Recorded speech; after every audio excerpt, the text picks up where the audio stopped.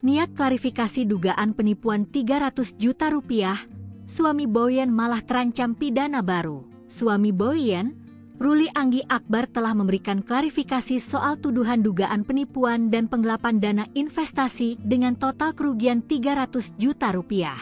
Ruli Anggi Akbar kini tengah menghadapi laporan dugaan penipuan dan penggelapan dana investasi yang dilayangkan seorang bernama Rio ke Polda Metro Jaya. Kasus ini mencuat setelah Rio secara resmi melaporkan Ruli pada 6 Januari 2026. Sebelum menempuh jalur hukum, Rio diketahui telah lebih dulu melayangkan somasi kepada Ruli, yang juga berprofesi sebagai dosen.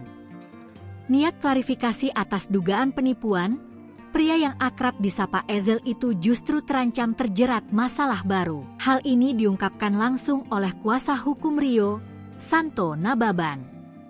Mewakili Rio, Santo Nababan menyampaikan terima kasih kepada rekan-rekan media yang sudah mengikuti laporan kliennya terhadap dosen berusia 34 tahun itu. Santo Nababan juga mengucapkan terima kasih pada tim kuasa hukum Ruli Anggi dan suami Boyen itu sendiri.